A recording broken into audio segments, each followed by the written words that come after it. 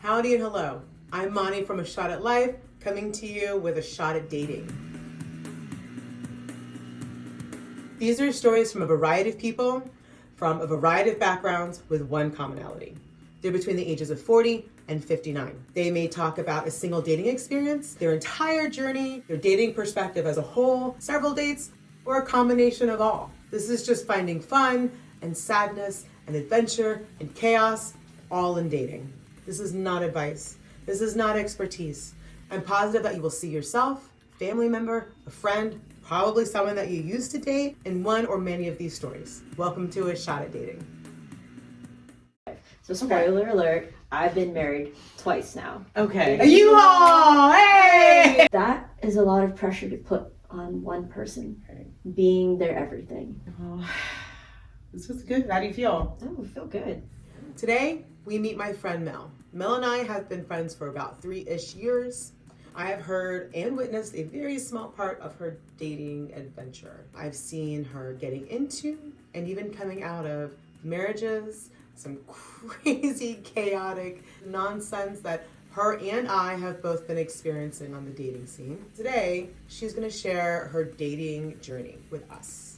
We're gonna focus on her trauma, on her past, and her healing, all moving forward and continuously making progress.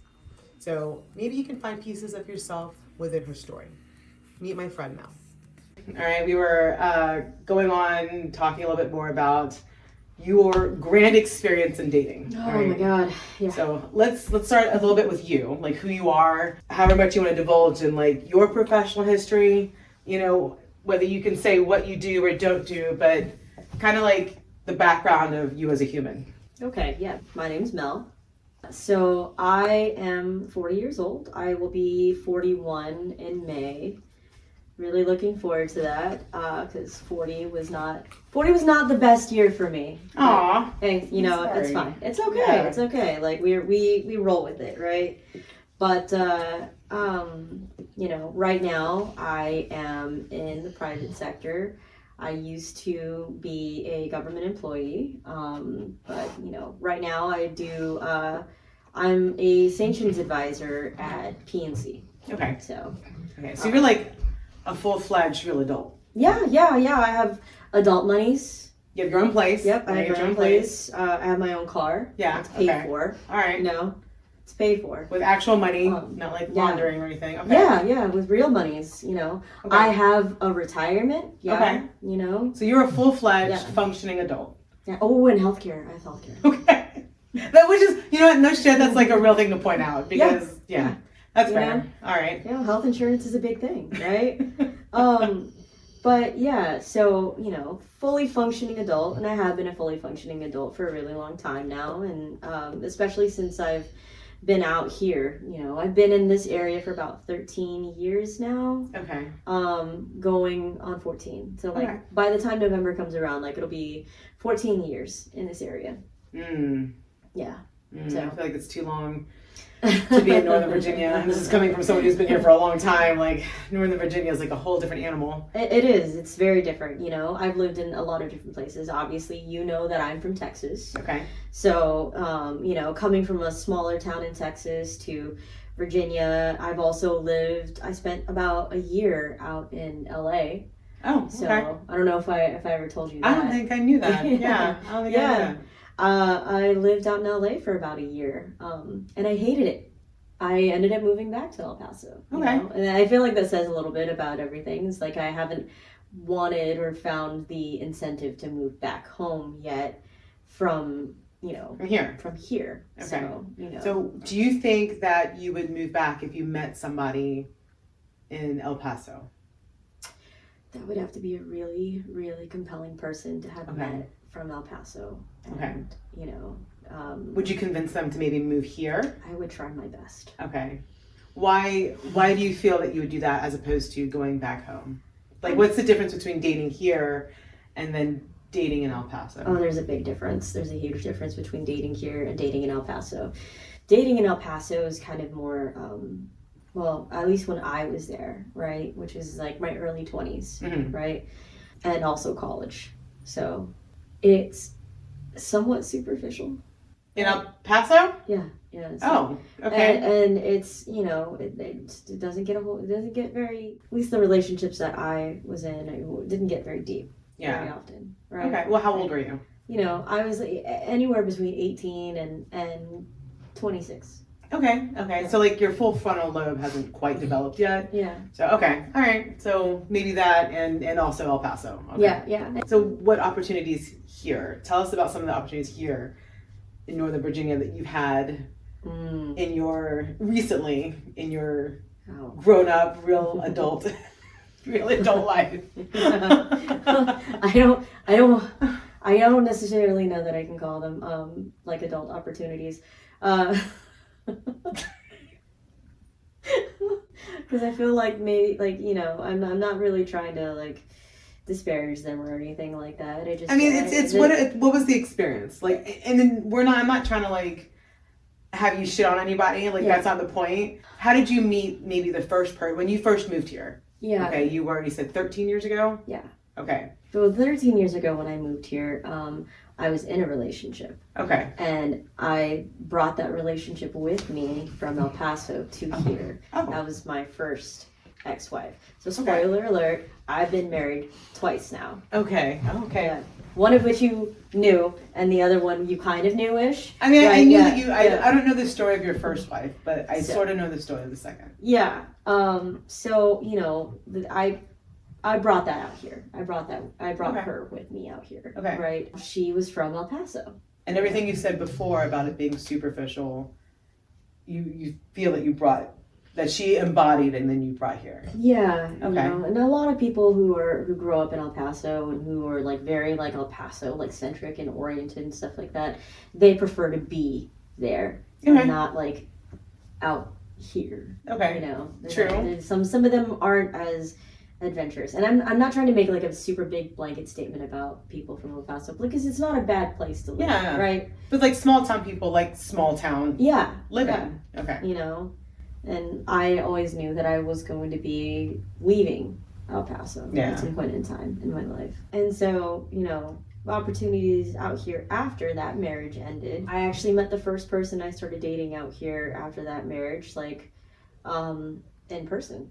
Oh, yeah. Wild, okay. Yeah, in the wild, like very weird. I wasn't on any apps. It really is weird because that's not what you hear a lot. Yeah, like, cause I had been on apps, right? I had been on apps and I had been talking to other people. Like I was talking to someone who had moved down here from New York and, you know, went on a date with her through the apps, which was really fun. It was a really fun date and it was a really fun time. And it was kind of weird because it's like she wasn't from here.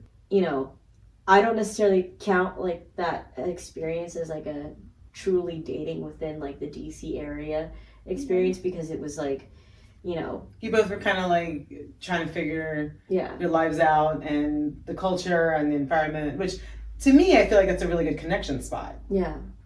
But that wasn't how it was. Well, no, I mean it was a really good connection spot. Like I said, we had a really good time. It was a really good date, and we actually had set up for a second date. Okay, so there's only one date. There was only one date. Oh no. Yeah, and that was my fault. That was my bad.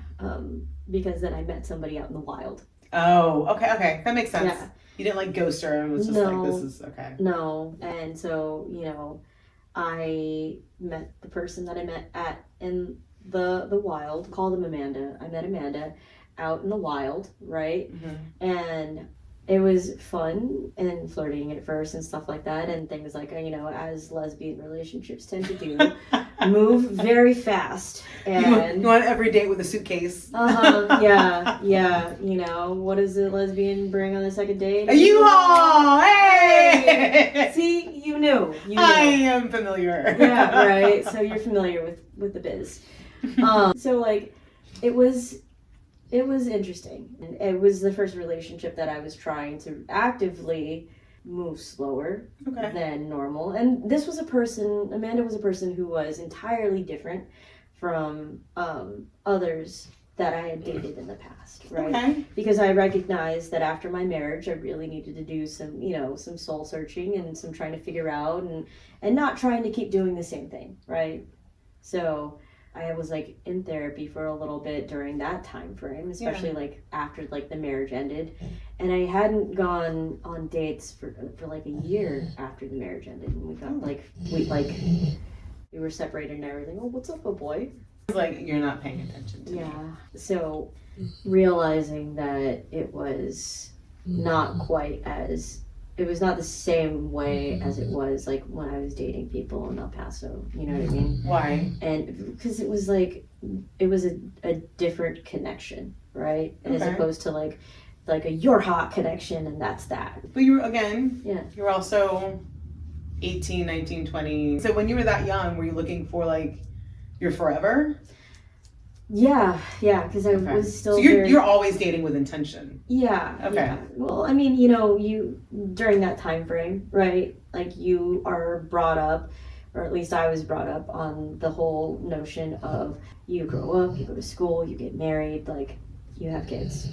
After I got married and a lot of other relationships after that, it was just kind of like, no, we gotta do something different. We gotta do something different. This is not how this needs to be, right? Yeah. There's not a timeline that I need to be on, right? I don't need to, and it took me a very long time to figure out that the timeline doesn't exist, right? The timeline is a construct that I give myself. That's fair. Right? And so, when I was younger, if I'm gonna date someone, usually I'm dating with like the intention of like having a partner. Sure. Right? Sure. Now in my 40s, it's a little different. It's a smidge different from. Why? My second marriage might have ruined that one. Okay, so tell me why, and then let's go through your second marriage. Well, as I've come so far along in like my therapy journey, and really just kind of coming to terms with things that I've done in the past and how I've looked at things and stuff like that, and it's just kind of like I recognize now that I would love to have a partner, right? I would love to have somebody, to go through life with. But I am at a point in my life where I'm very happy. Like, my happiness isn't dependent on somebody else. Right.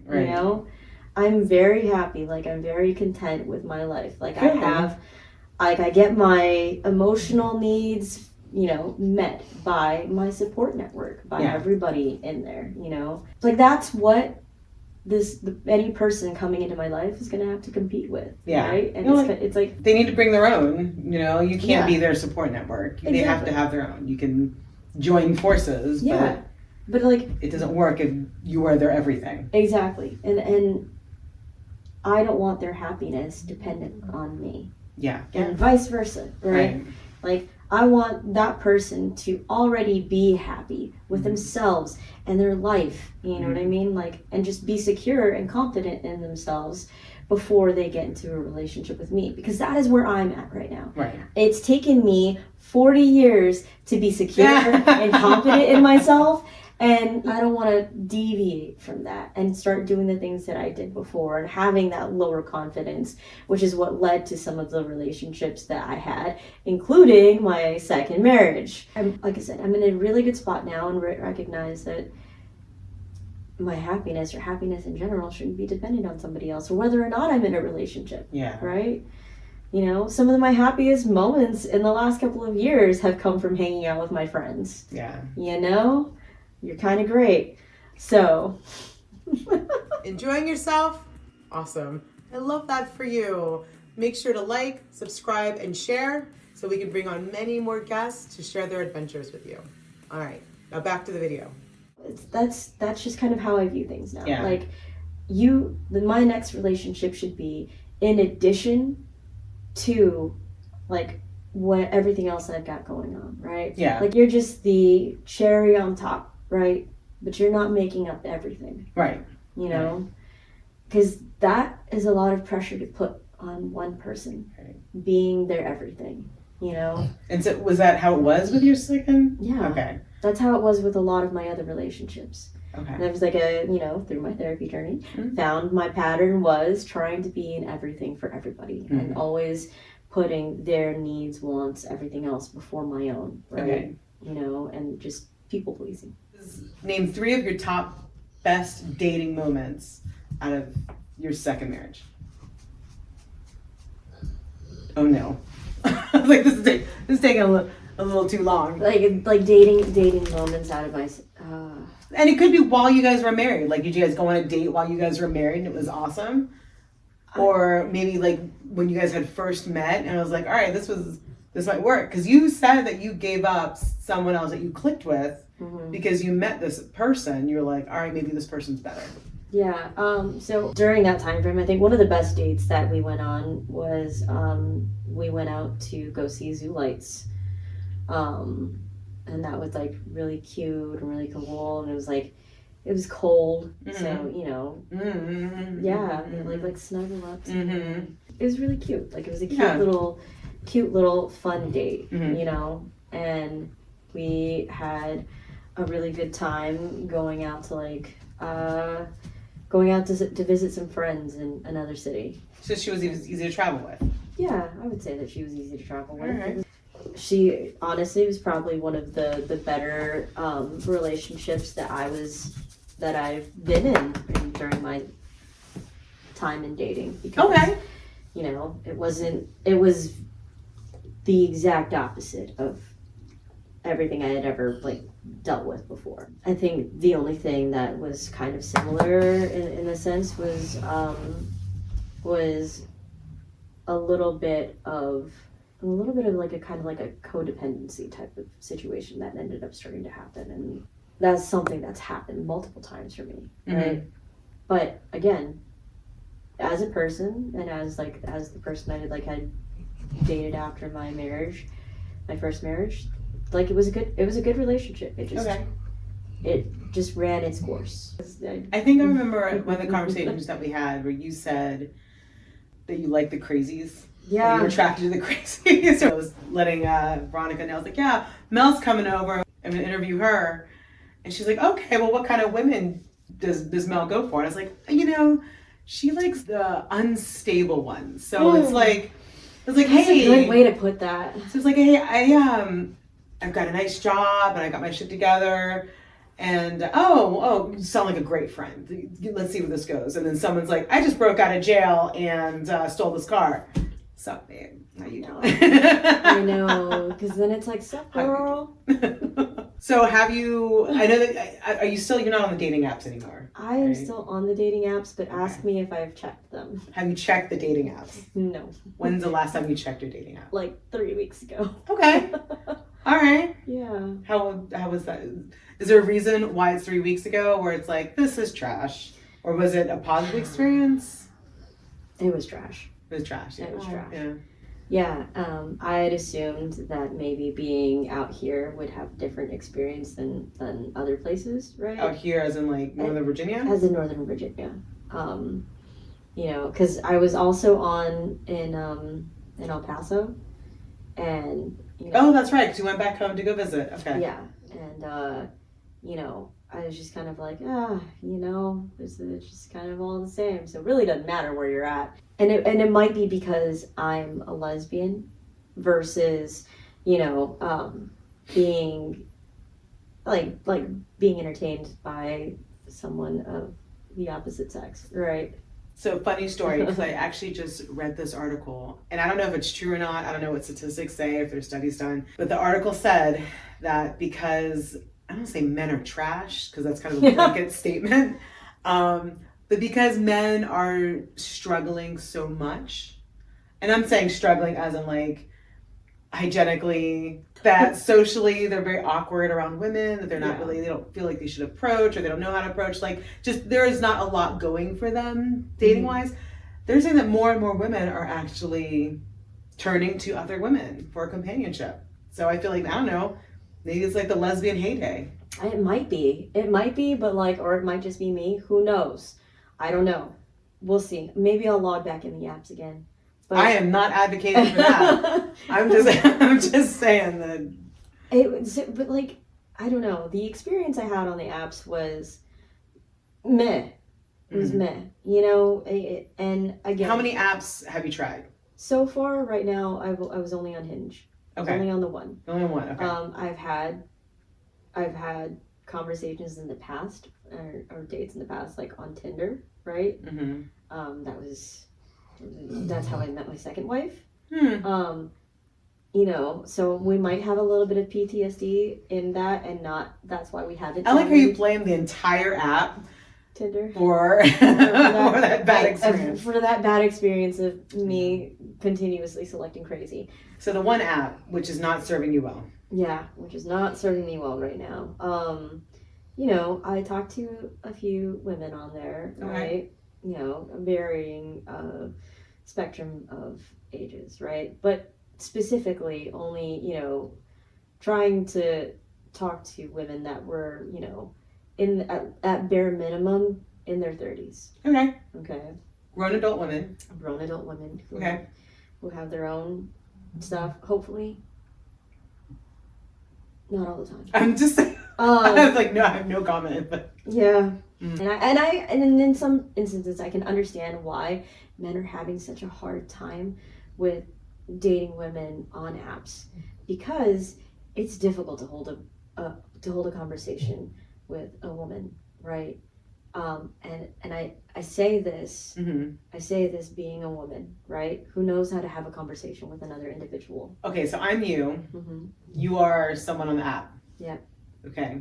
I'm just assuming. Okay, so I'm not in your head, but let's just assume. All right. Yeah. Hey, how's it going? What are you up to this weekend? Not a whole lot. Okay, so what did you do last weekend?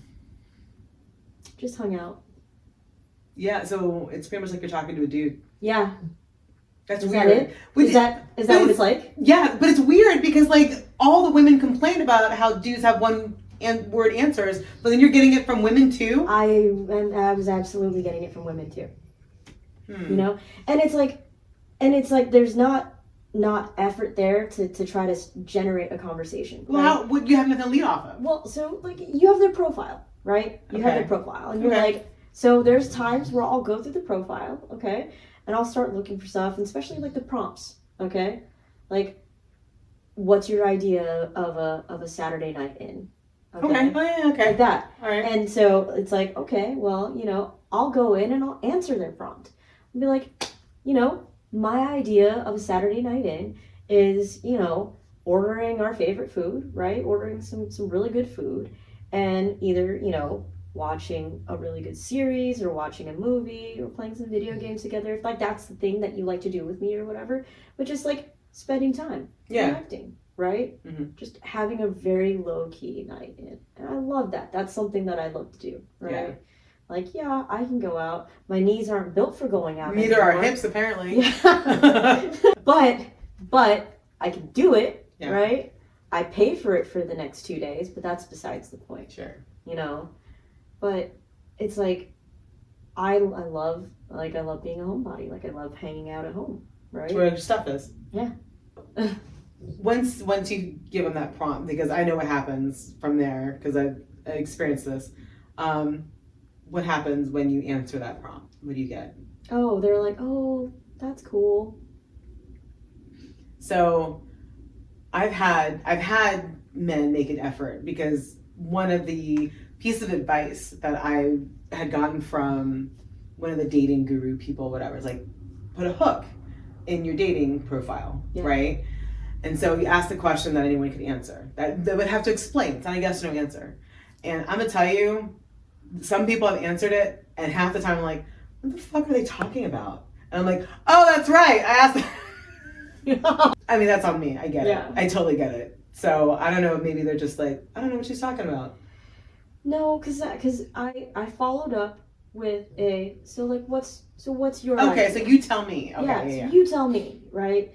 And you know, and then I got an explanation of that, and there's nowhere to go. And then there was like nowhere to go afterwards, because I was like, okay, well, there's the explanation. So then I think I followed up with another question, right? And we're like, hey, like, what are you doing? Like, you know, what do you like to do for fun that's outside of your job, obviously?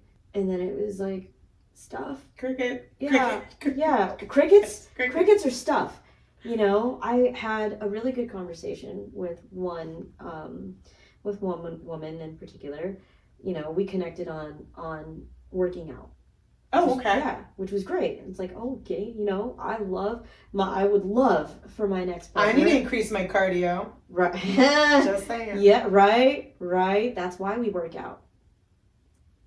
You know, if I can't be tall, I gotta be strong. That's So you guys connected, and then we connected on working out and CrossFit, and she was very interested in doing CrossFit, and very, like, you know, just a very overall like athletic individual, and always wanted to try CrossFit. And so, like, that's kind of how we started connecting. We started talking about different things, and then out of nowhere it just kind of fizzled. Right? And it's like, okay, well, that kind of sucks, but, you know, it is what it is. And, you know, at least with her, there was a little bit more effort to continue the conversation. Okay. But what happened to Spy Museum person? Oh, yeah. Spy Museum person. Well, we tried to set a date up, right? And you were really excited about this because we were going back and forth about, like, interactive things, because you both were very active. Yeah. Like, you were, like, putting effort into this. Yeah. But, like, the wild part is that I was not the person who asked for the date. Oh. I was the person that was like, you know, she was like, hey, like, I'll tell you the book recommendations, because we were talking about a book club. Okay. On a date. Oh, and I was like, oh, you're asking me for a date?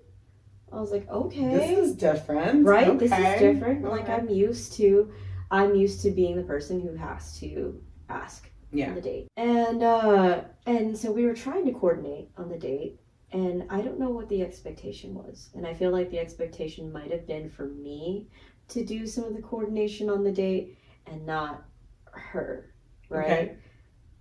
Because there was a lot of time in between the hey, let's go on a date, and, like, me asking, okay, like, what day works for you? Okay.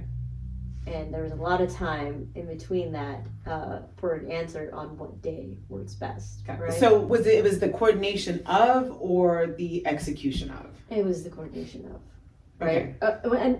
And sort of the execution. Okay. Right? So she was like, oh, well, you know, this day works. And I was like, all right, so I don't really know a lot of coffee places around there. Like, well, do you have any suggestions? You know, what time works for you? And then there were lots of crickets. And then I got a message the day of, and it was like, oh, like, I should be free after this time. And I was like, oh, that's unfortunate, because I already made plans. I have a life. Yeah. I have a life, and you didn't get back to me, so, you know, that is what it is. Yeah. So I was like, okay, well then, you know what? Let's try for tomorrow. And then I asked, well, what time is good for you tomorrow? And there were lots of crickets. Shut the fuck up. Yeah, there were lots of fucking crickets. And I was like, oh. Which is weird, because I feel like she would have been waiting for your answer about today. Yeah. So she was like, oh, you know, I'm good for the same time frame, the day of again, like that Sunday. And I was like, yo, motherfucker, I was like, hey, I can't live my life like this. Yeah, I was like, hey, I already made plans again. Like, I have things to do, you know. I'm an adult who has an adult life. I got to meal prep. I got to, you know, take care of my laundry, do all these other things. I'm not waiting for you to apply on some random ass day. Yeah. And so she was like, okay. And I was like, well, like, I was like, one last time. Let's push for next Saturday. And she goes, okay. And then I said, like, in the middle of the week, I was like, okay, we're still good for Saturday, right? Like, what time is good for you? Was the same time good? Same place? Crickets. And that was like Wednesday. And then Friday comes around, and I said to myself, if Friday comes and I don't have an answer at the end of Friday, like by like 5 o'clock when I'm getting ready to get out of work on Friday, if nothing has been said, I'm nixing it. And nothing was said. And so I unmatched with her, and that was that. You know, because it's like, I'm not going to sit there and change my life around, you know, and be waiting for you. Well, I mean, technically for a stranger. Yeah. I think I ended up making plans with you to go somewhere. I don't remember. Sounds legit. If it was me, more than likely I would have just talked you out of going to the date and be like, you should hang out with me instead. Yeah. And I would have been like, okay, let's go. You know? Okay, so are you sure that you're dating women? I'm just saying. Because I mean, maybe it's a dating app thing, or maybe it's just, I don't know, Northern Virginia, or just like super shitty people. Because like, yeah, I feel you. Like, I can't even seem to get off the apps anyway. Like, have you made it to, or are you comfortable making it to like texting? Would you give your number out? I would give my number out. And I was going to give my number out to the one that we were talking a lot about CrossFit. Okay. And because we would have like a decent conversation in between like spurts. Yeah. Right? And so I was going to give her my number, and then like communication stopped. And I was like, okay, well, never mind then. Yeah. You know, am I sure I'm trying to date women?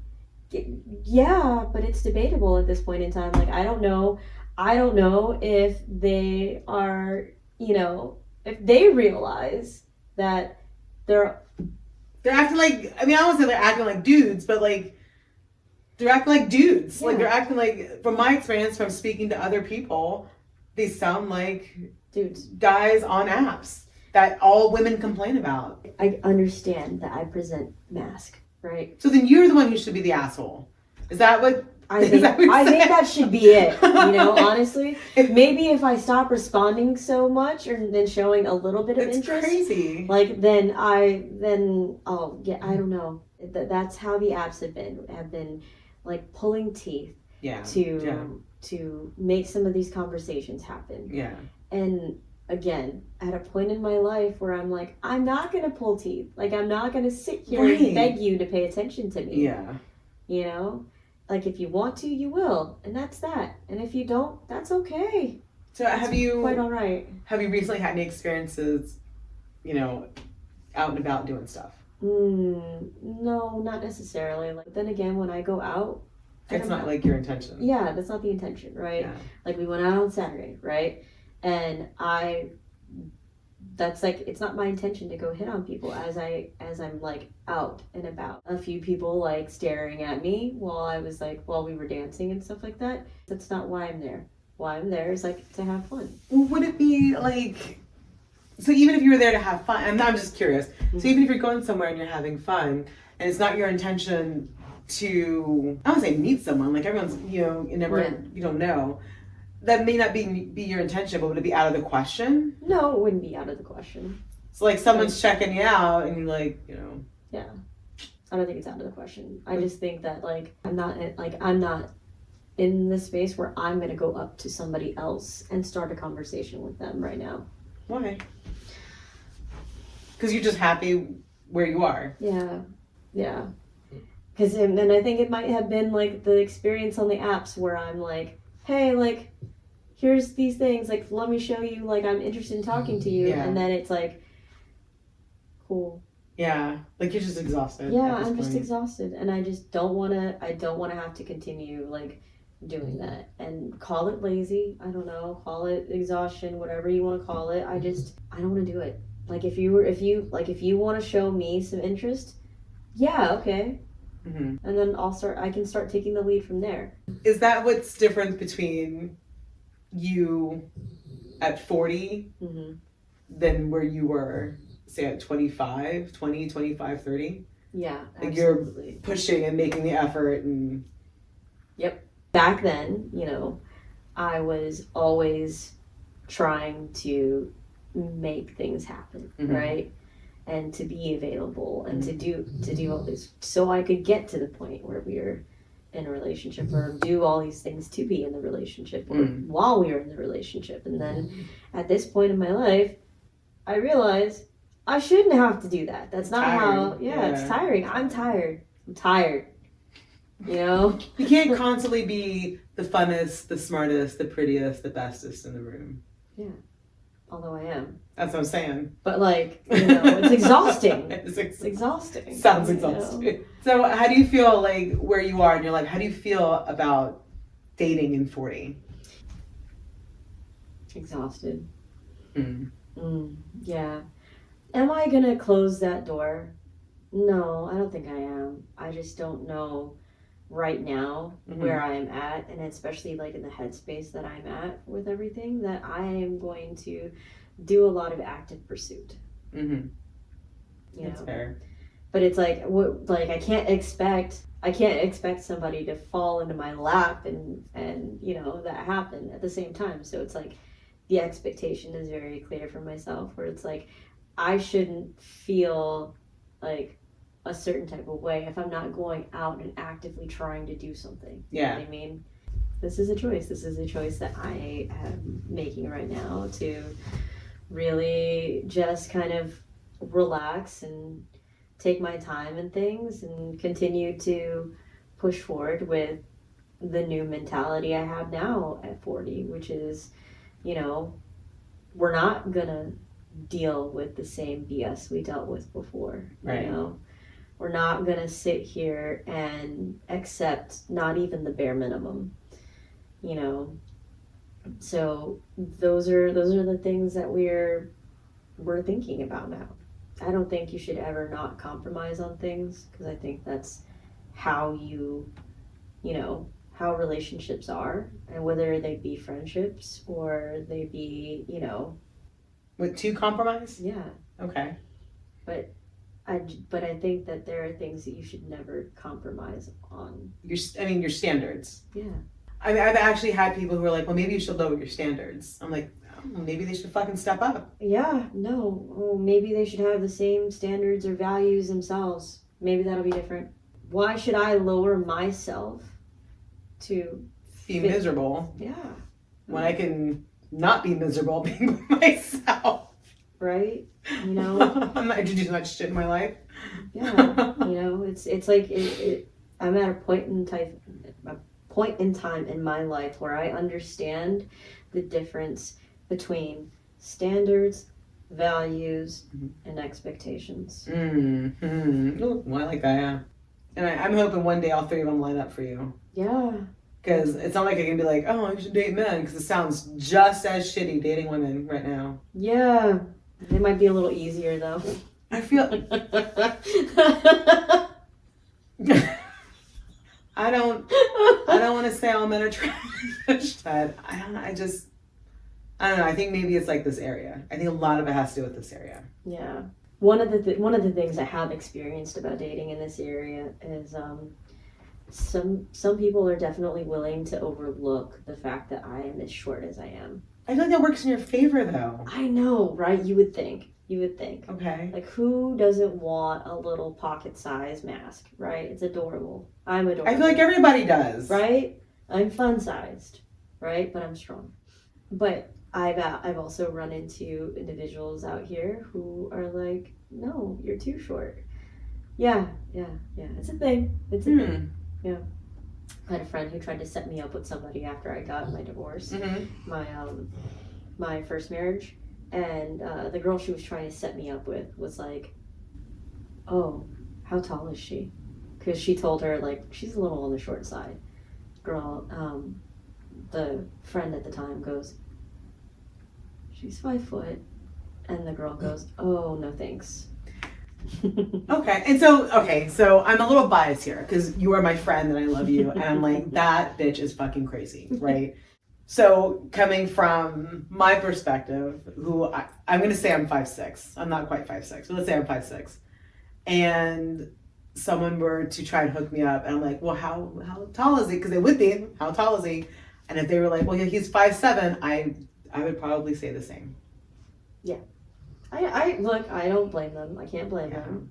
Can't really hate on anybody for what their preferences are. I agree. I just feel like I don't know, maybe I just had a different thought for, I'm going to say in general, men and women for homosexual relationships, where it's like, maybe it just doesn't matter. Yeah. But. Yeah. Well, I mean, my last girlfriend was 5'9", so. Yeah. Some people don't care. Yeah. That also happened to me out in El Paso. So that's like a similarity right there. Okay. It was like, oh, you're short. And then out here, it was like, oh, you're short still. Although I will say, like, out here, it's been a little bit easier to find people who don't necessarily care about it. I feel like then soccer players didn't care about it. In your 40s, like I said, so that's where you are in your 40s right now. That is where I'm at in my 40s, where there's no nonsense. And I feel like those three I shouldn't say standards. Those three expect. I feel like that mission statement. Like, what word am I looking for? Like every word. I feel like that mission statement's legit. I feel like it's like across the board, like everybody should have that mission statement. Yeah. No matter what age. In every decade, I feel it's super different in your 40s. Yeah. You know? Yeah. You know? And I think it's just the way that we look at things now, right? And I look at things significantly different than I did in when I was like 25, right? Yeah. When I was 25, I was thinking, you know, I have a ton of time, but also not enough time, right? Yeah. You know, now that I am in my 40s, I recognize that time is a construct and I don't give a shit about it. Ooh, am I allowed to say that? Yeah. It's different now. I understand that time's a construct and I don't need to abide by anything like that or a timeline. And, you know, the Disney idea of dating and marriage and all of those things that go on, right? That is not always what happens. No. Right? And sometimes it's not even ideal. Yeah. You know? And maybe it takes just some falling down and getting back up and some time with yourself to figure that out. Yeah. Well, this was good. How do you feel? Oh, I feel good. Good. Yeah. What do you think? I think that this was very insightful for me, as much as it is for you, because, you know, having to explain my thought process about where I'm at now in my 40s just kind of reaffirms, like, I'm on the right path. I'm on the right path, because I feel good. Yeah. I feel good about it. Yeah. Like, I feel good about where I'm at. Yeah. Right. Mel, thank you so much for coming by. Yeah. I know it's a drive for you, but I really okay. appreciate it. I know Tonka really appreciate it from what he sounded like. Yeah. Oh. Thank you so much for joining us on our dating adventures and supporting this channel. There is so much more that we have to share. Always a new and crazy story, many more laughs, and even a few tears. Make sure you don't miss out. Please like, please subscribe, and definitely share. And don't forget, you get one shot at life. You miss the ones you don't take. And as for dating, be brave.